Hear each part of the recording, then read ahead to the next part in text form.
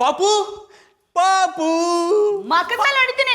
ನಾನು ಪಾಪು ಅಲ್ಲ, ಪಾಂಡುಪುರ್ ಪುಟ್ಮಲಿ ಅಂತ ಕರೀರಿ. ಸಾರಿ ಪಾಂಡುಪುರ್ ಪುಟ್ಮಲ್ಲಿ ಅವರೇ.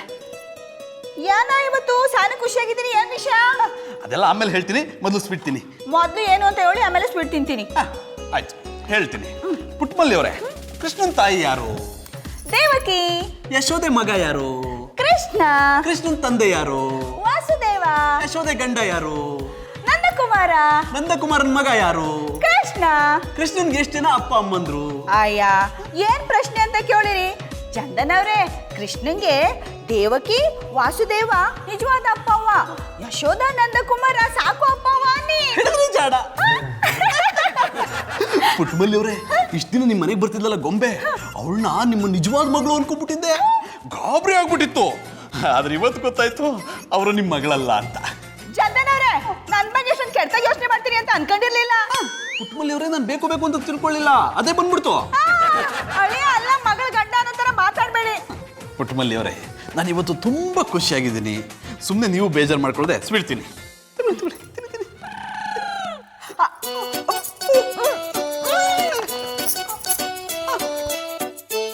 ಏನಪ್ಪ ಇದು? ಪುಟ್ಮಲ್ಲಿ ಅವ್ರು ಹೇಗೆ ವಾಮಿಟ್ ಮಾಡ್ಕೋತಿದ್ದಾರೆ? ಸ್ವೀಟ್ ತಿಂದ್ಮೇಲೆ ವಾಮಿಟ್ ಮಾಡ್ಕೊಂಡಿದ್ರೆ ಸ್ವೀಟ್ ಪ್ರಾಬ್ಲಮ್ ಅನ್ಬೋದಿತ್ತು. ಈಗ ಏನು ಅಂತ ತಿಳ್ಕೊಳ್ಳಪ್ಪ.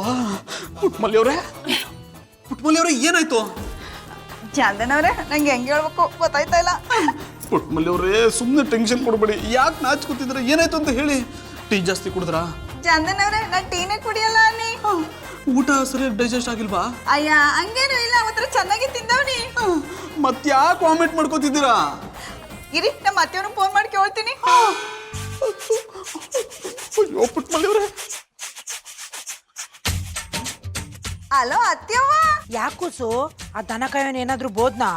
ಇಲ್ಲ ಅತ್ತೆವ್ವ, ಅದು ಅದು ನಿಮ್ಗೊಂದು ಗುಡ್ ನ್ಯೂಸ್. ಅದು ಗುಡ್ ನ್ಯೂಸ್ ಅಲ್ಲ ಕಣ್ಕೂಸು, ಗುಡ್ ನ್ಯೂಸ್. ಹಿಡಿದ್ರೆ ಚಾಡ. ಅಚ್ಚವ್ವ, ಒತ್ತರೆಯಿಂದ 2-3 ಸಲ ವಾಂತಿ ಆಯ್ತು ಅನ್ನಿ.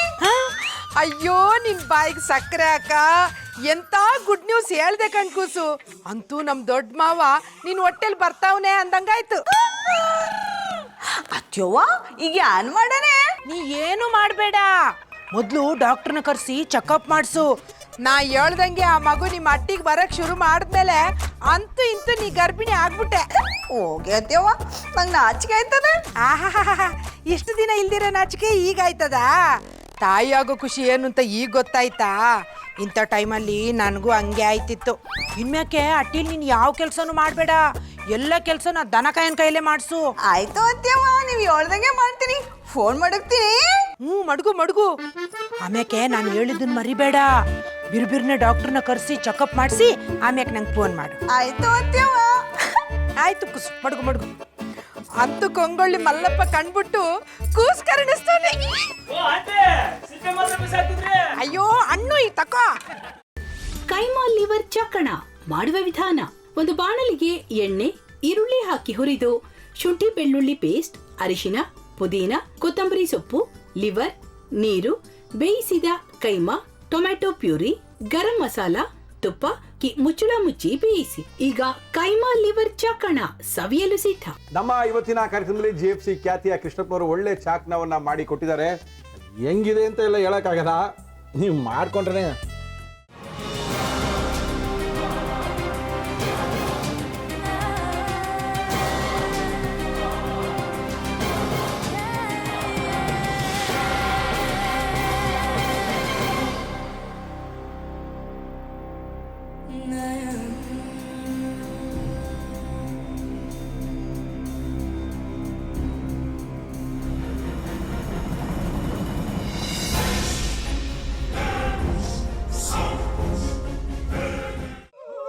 ಎಟ್ಟಿ ತಕೊಳಕ್ ಬಂದವ್ರನ್ನ ಸುಮ್ಮನೆ ಬಿಡಲ್ಲ, ರೂಮ್ ಕರ್ಕೊಂಡೋಗಿ ಸಾಯಿಸ್ಬಿಡ್ತದೆ.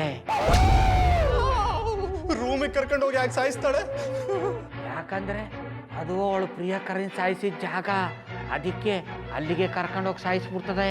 ಈ ಮನೇಲಿ ದೆವ್ವ ಇದೆ ಅಂತ ಭಾಸ್ಕರ್ ಅವ್ರು ನನ್ಗೆ ಹೇಳೇ ಇಲ್ಲ. ಅವ್ರ ಹಟ್ಟಿಲಿ ವಾಸ ಆಗಿದ್ರೆ ತಾನೆ ಹೇಳಕ. ಹಟ್ಟಿಲಿ ವಾಸ ಆಗಿರೋರ್ನ ಯಾನು ಮಾಡಲ್ಲ, ಆದ್ರೆ ಹಟ್ಟಿ ತಕೊಳಕ್ ಬಂದವ್ರನ್ನ ಅದು ಸುಮ್ಮನೆ ಬಿಡಲ್ಲ. ಇದನ್ನೆಲ್ಲ ಹೇಳ್ತಿದ್ಯಲ್ಲ, ನೀ ಯಾರು? ನಾನು ಹಟ್ಟಿ ವಾಚ್ಮ್ಯಾನು. ನಾನು ಅರ್ಜೆಂಟಾಗಿ ರಾಮನಗರ ಹೋಗಬೇಕು. ನೀನು ವೆಹಿಕಲ್ ಕಳಿಸ್ತೀಯಾ? ಅಷ್ಟೇ ತಾನೇ, ಎಷ್ಟು ಗಂಟೆಗೆ ಅಂತ ಹೇಳಿ ಕಳಿಸ್ತೀನಿ. ಮೊನ್ನೆ ಯಾರೊಬ್ರನ್ನ ಕಳಿಸಿದ್ಯಲ್ಲ, ಅವನೇ ಕಳಿಸು, ಚೆನ್ನಾಗಿ ಓಡಿಸ್ತಾನೆ ಅವನು. ಮೊನ್ನೆನಾ? ಹಾ, ಶಿವು ಇರಬೇಕು. ಹಾಂ, ಅವನೇ.